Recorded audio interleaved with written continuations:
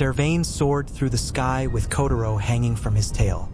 Eventually, Kotarou stirred awake and, upon opening his eyes, caught sight of the distant horizon. His eyes sparkled with wonder at the view. Overcome with excitement, he shouted out in awe at the fact that he was flying.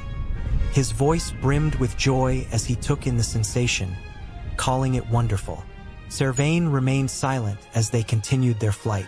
Kotarou then turned his attention to the vast world before him, asking how far it extended and what mysteries might lie at the edge of the horizon. Servain responded with a scoff, remarking on Kotarou's curiosity despite just arriving in the world. He called the world a boring place, unchanged as always. Kotarou disagreed passionately, expressing how thrilled he felt. To him, the sense of freedom was exhilarating and beautiful. Still flying, Servain thought to himself.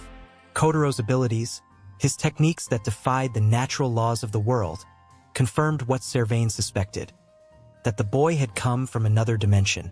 The word freedom echoed in his mind, and he reflected that it was also his first time feeling it in this way. He then answered Kotarou's earlier question about what lay beyond the horizon. He explained that past the visible edge was the dragon's nest, a floating island in the sky feared by demonkind. Deep within a place known as the Abyss, legendary weapons and treasure were said to rest, though no one who ventured there had ever returned. There was also the World Tree, a massive tree that pierced the heavens. The world, he admitted, was vast. So vast that even he, a former demon lord, had not explored all of it. As Servain described the wonders of the world, Kotarou silently thought to himself that he wanted to go. Servain then revealed their destination, the Tower of Time. Inside, the flow of time could be freely manipulated. He remarked on Kotarou's weakness, his fragile body. Kotarou paused, then his expression shifted. Shame filled his face as he admitted that he couldn't save Hyrie and Miria. However, he believed that they weren't in life-threatening danger. Servain tried to speak, implying that those two might already be gone, but Kotarou cut him off. He insisted he had heard them. A flashback revealed the source of his conviction. While being carried away, he had focused his senses and overheard Demon King Jura speaking about using Hyrie and Miria to draw Kotarou into the demon kin. Kotarou had caught those words and remembered them clearly. Servain, hearing this, gave a quiet chuckle as he processed what Kotarou had said.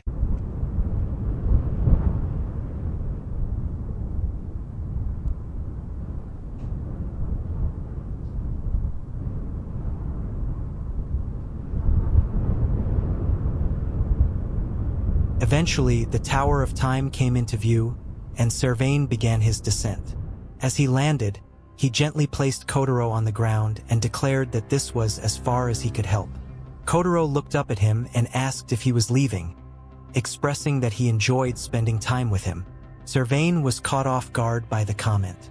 Embarrassed, he admitted that even he had been influenced just a little by this newfound feeling of freedom. He turned away, flustered. Kotarou stared at him blankly as Servain spoke again, telling him to stop calling him Demon Lord. If Kotarou hated domination, then there was no need to refer to him as a king. He declared that he was no longer a ruler and instructed Kotarou to call him Servain instead. With that, Servain took to the skies and flew off, leaving Kotarou at the base of the Tower of Time. Kotarou called out after him, telling him to fly with him again someday. As Servain disappeared into the distance, a figure suddenly approached Kotarou from behind. The figure expressed disbelief at seeing the former demon lord, remarking on how different he had become compared to 100 years ago. The figure then turned to Kotarou, questioning whether the change in Servain was his doing. He revealed that he had been watching everything from his position and invited Kotarou to come inside. This figure was one of the 4 great heroes, Magic Golem BB-28. On the Tower of Time, BB-28 began to speak, explaining that the tower wasn't always suspended in the sky. It used to be a place where many sought to regain their youth. But eventually, the desire to monopolize the tower led to bloodshed. After the Demon Lord was defeated, the hero Arzlad had suggested that BB-28 become the tower's protector. Recalling this, BB-28 admitted to being happy at the time, though it was a happiness born from anxiety. Not having the concept of a lifespan, BB-28 had been given a mission, becoming the tower's guardian. At that moment, Kotarou, now sitting atop BB-28's head, began slapping it excitedly. BB-28 reacted in surprise, demanding that he stop and expressing concern over the unusual hat being touched, only to reveal that the hat was actually its face. It quickly kicked Kotarou away, muttering about how rude the child was.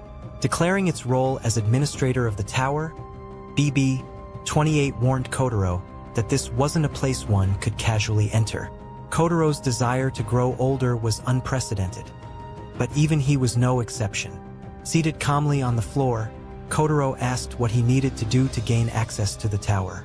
BB-28 responded cryptically that it would depend entirely on him. Kotarou then jumped back onto its head, slapping it again and calling it a pompous rockhead, causing BB-28 to scream in protest. Kotarou proceeded to enter the Tower of Time. As he stepped inside, he remarked on the complete darkness surrounding him. BB-28 simply wished him good luck, addressing him as Fuuma Kotarou. Suddenly, a magic circle activated beneath Kotarou's feet. As he looked down, a blinding light flashed upward, and his past came flooding back. The vision began to play out. In it, Elder Jinan stood among spectators, watching a battle unfold. He observed that only 2 contenders remained and commented, with a sinister chuckle, that it was as expected. With the 4th Kotarou dead, the one who survived this fight would be named the next Fuuma Kotarou. It was a decision they had to make with care, for the next Kotarou must be feared. As the 2 remaining fighters faced off, Kotarou threw down his weapon. His opponent questioned his action, wondering what he was planning. Kotarou admitted that he couldn't bring himself to kill the person standing before him. The other ninja responded coldly, saying that Kotarou hadn't fully killed his heart yet, and therefore, mercy would not be shown. The opponent vanished and reappeared behind Kotarou in an instant. Acting on instinct, Kotarou struck with his bare hand, only to realize in shock that he had pierced through the other ninja's body. As they lay dying, the opponent let out a soft laugh, remarking that Kotarou was truly worthy of being Fuuma Kotarou. Kotarou realized that the ninja had done it deliberately. The dying ninja went on to say they didn't need compassion. They were ninja, shinobi, nameless blades made only for killing. Those who couldn't kill would be killed. Yet, the ones who hadn't completely severed their hearts were, ironically, the strongest. It was precisely because Kotarou hadn't killed his heart that he had become what he was. With their final breaths, the ninja admitted they had always dreamed of freedom.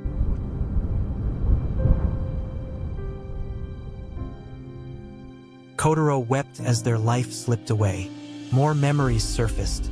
Kotarou, reflecting in the vision, whispered that he had never forgotten. Not the person, nor their dream. The dream of freedom. Somewhere along the way, however, he had lost his heart and given up, believing the dream to be impossible. But now things had changed.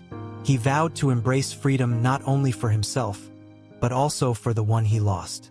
In the present, the magic circle's light intensified, and a new body emerged from the radiance. BB-28 looked on, calling it splendid. It declared that life was a battle against despair. Those who were crushed by it were swallowed by darkness, but those who overcame despair and bore its scars were the ones truly worthy of life again. This, BB-28 revealed, was the very purpose of the Tower of Time. Only those who had conquered their deepest wounds could make use of its power. As expected of someone acknowledged by Hyrie, Kotarou, now transformed, stood firm and made a promise. He would definitely save Hyrie. Kotarou's body surged with energy as he stood tall, now appearing as though he were around 15 or 16 years old. No longer restricted by his former form, he marveled at how easily he could move. He wasn't an old man, nor a baby anymore. His muscles stretched and flexed with newfound vigor, and a sense of freedom and excitement overwhelmed him. Life in this world felt truly mysterious and fascinating.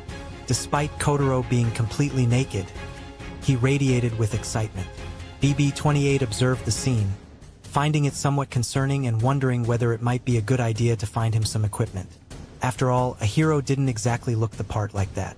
Kotarou placed his hand on BB-28's head, announcing that he would play with it again. BB-28 stared up at Kotarou. Memories of the past flashed through its mind. Arslan had once done the exact same thing, saying the same words Kotarou just had. It realized Kotarou had been worried about it being alone and had only been putting on an act. Before BB-28 could say anything more, Kotarou had already jumped off the edge of the Tower of Time, calling out that he would see it soon. BB-28 watched him go, thinking that he was so reckless, just like Arslan, and silently wished he wouldn't die. It called out his name, Fuuma Kotarou.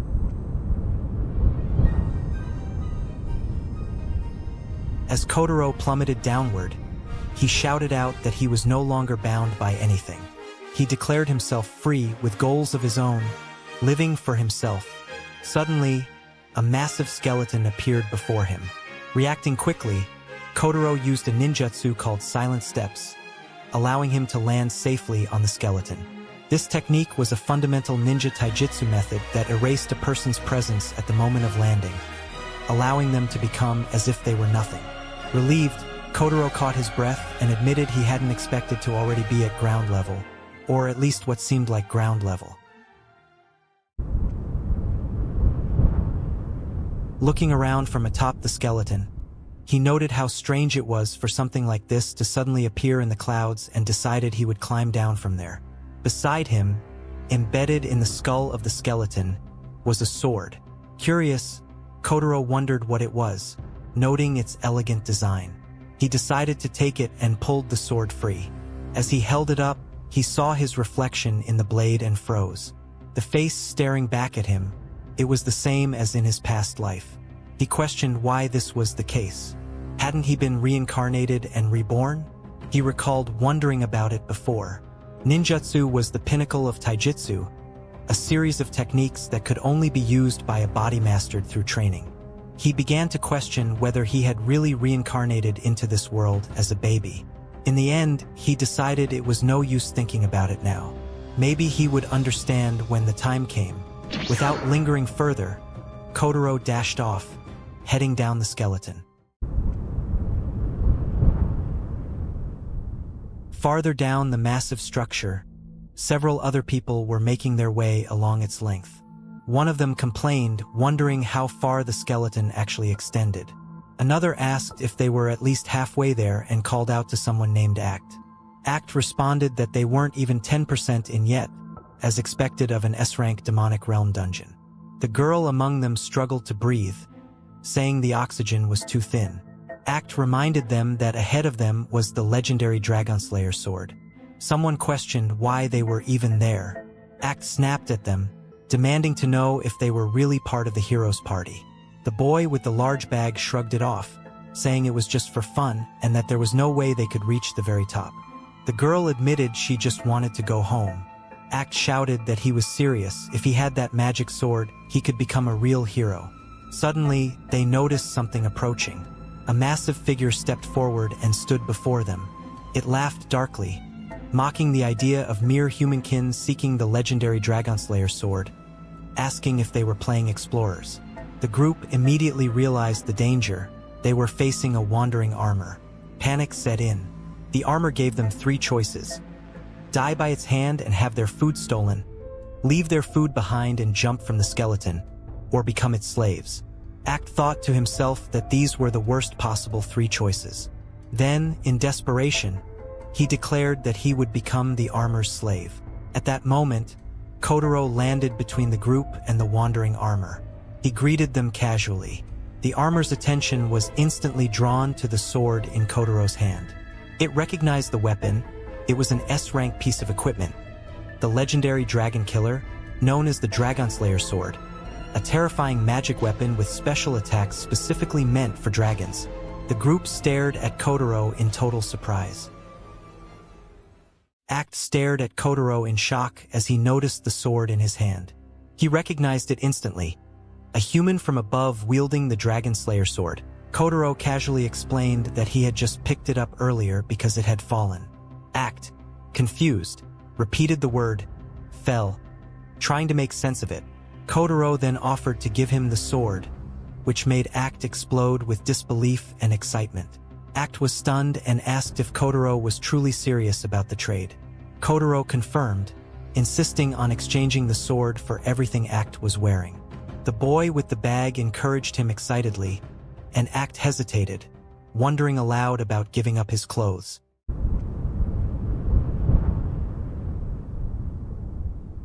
Moments later, Act stood completely naked, the Dragon Slayer's sword now in his hand.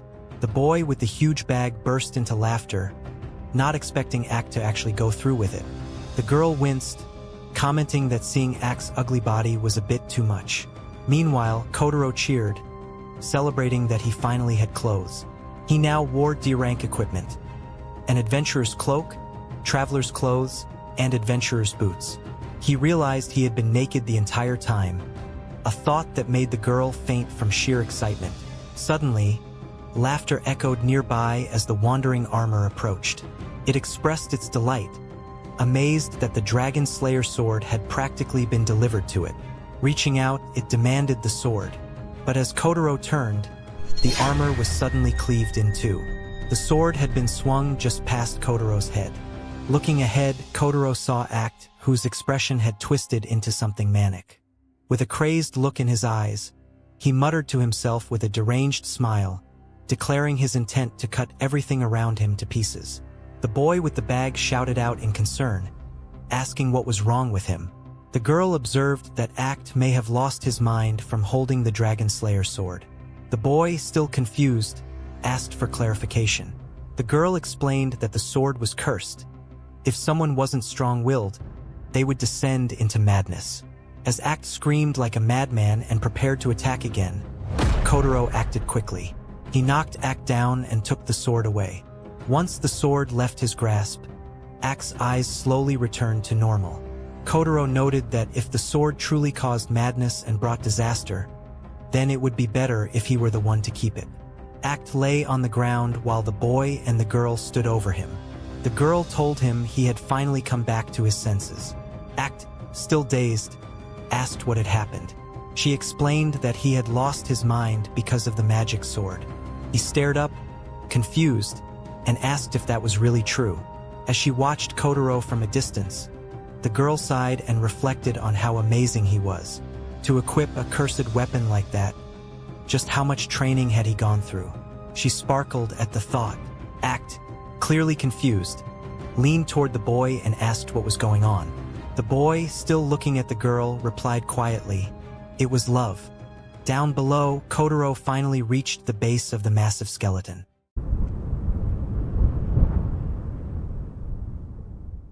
Kotarou knelt and placed his hand on the ground, carefully examining the terrain. He detected 5 or 6 distinct human footsteps imprinted in the dirt. Nearby, there was another trail. At first, it seemed like it might belong to a bear, but as he focused, he realized it wasn't. It was demon kin. Deciding on a direction, he resolved to follow the path marked by the most human tracks. That would likely lead him to the last stronghold of humanity, the place Hyrie had been heading toward. Hydrat, that would be his first destination. Just as he set off, Kotarou paused. The sound of fighting echoed in the air. It was close, very close.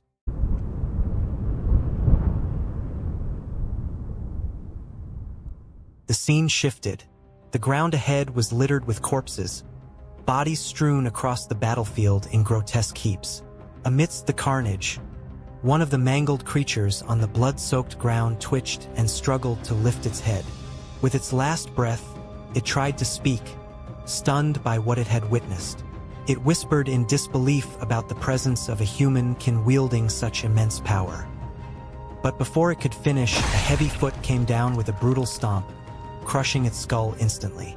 The one responsible crouched beside the corpse and began tearing into the remains without hesitation. A voice called out to the one feasting, asking where they were, noting the presence of wolves nearby to eat, and pointing out that she seemed to have gotten smaller.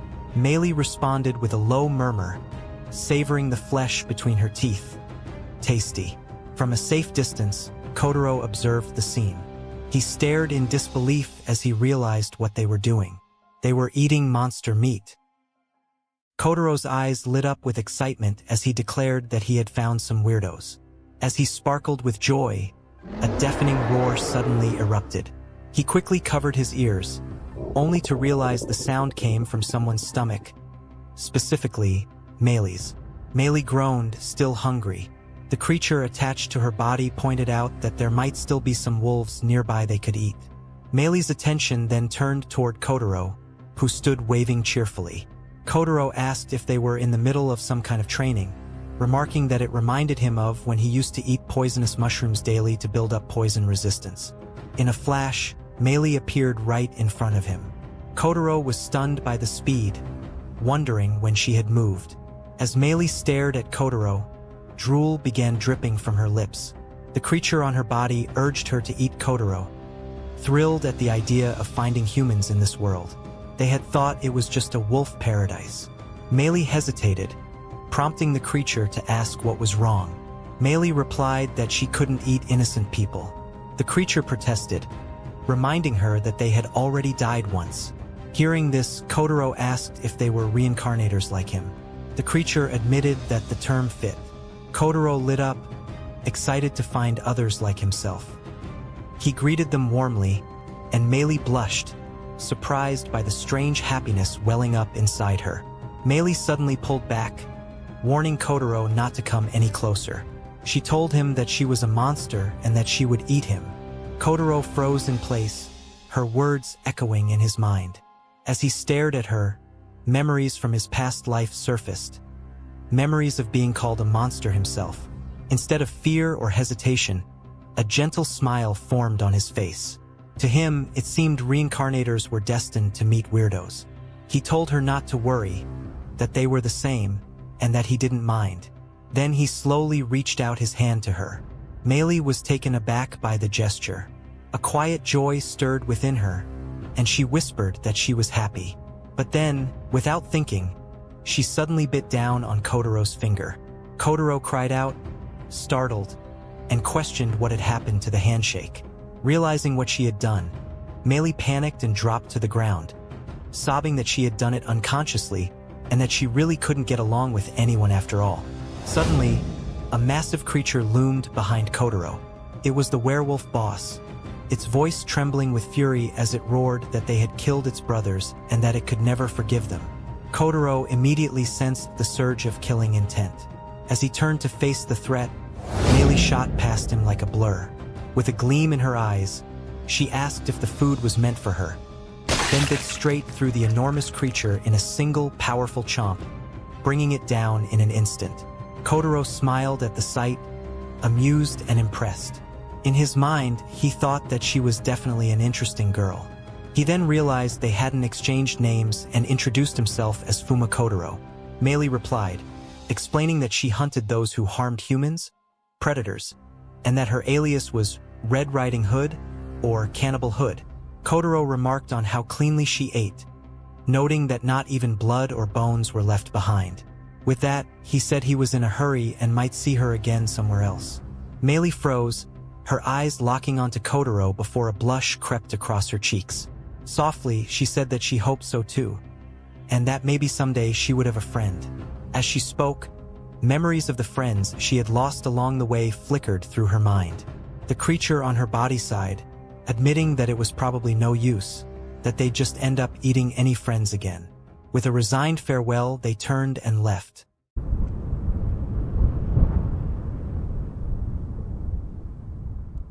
The scene then shifted east of the Warlord Mountains, near Hydrat. At the wall of El Rado City, the silhouettes of Arslad, Hyri, and Miria stood silently.